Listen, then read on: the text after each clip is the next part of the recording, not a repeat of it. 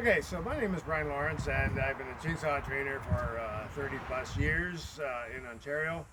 I retired back in 2014, and I still continue to do training sessions on my own. Over the years, I've quote unquote perfected some felling techniques, and my passion is to show people how to operate a chainsaw as safely as possible.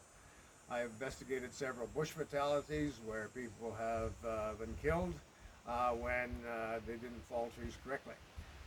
Obviously, an important part of felling trees is having a chainsaw that's in good working condition. In another video, we'll go over the requirements for a good chainsaw, but our focus on this video is on sharpening. So maintaining a sharp chainsaw is absolutely critical to working safely in the bush, whether you're a full-time logger or whether you're a weekend warrior just cutting your own wood, perhaps clearing trails or cutting firewood, etc. So what we want to focus on today is on sharpening this saw. As you can see, this saw is a Stihl. It's a 362C. It's my favorite saw. And one of the main reasons for that is this feature that's tied into the brake. And again, we'll discuss that another time. But this is my go-to saw. I call it my pride and joy. So what we want to do now is to talk about the sharpening.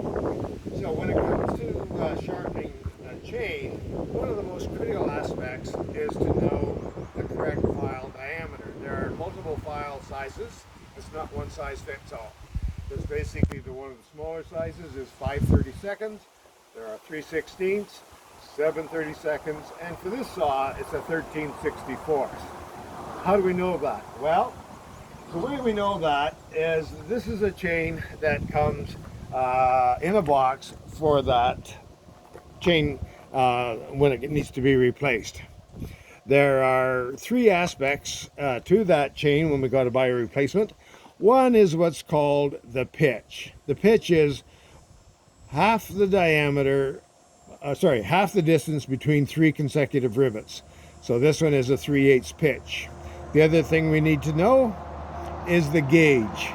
The gauge is the thickness of the bar groove and therefore the thickness of the drive links that fit into that groove. And the other thing we need to know is the number of drive links, and that is dependent on the length of the bar.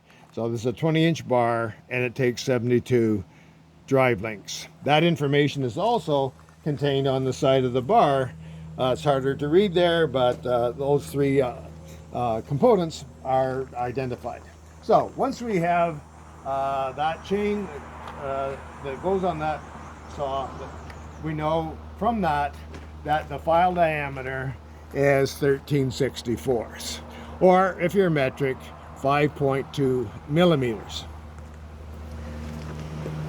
Just for your information, if 4 will divide into 72 evenly, so that would give us 18, that means that we're probably going to have an equal number of cutters on the left and on the right. So it'll alternate left, right, left, right, left, right. And there'll be an even number because 4 goes into 72 evenly. What that means is that we don't have an obvious starting point. We don't have two cutters on one side or an extra gap. And so what I like to do at the start is to take a flat file and to file off the back of one of the corners of the cutter. There's a witness mark there, so we're behind that. So I take a flat file and I just file that off. You can use a marker or whatever you wish, but that wears off, or that is permanently marked, and that will be there now for the length of the chain.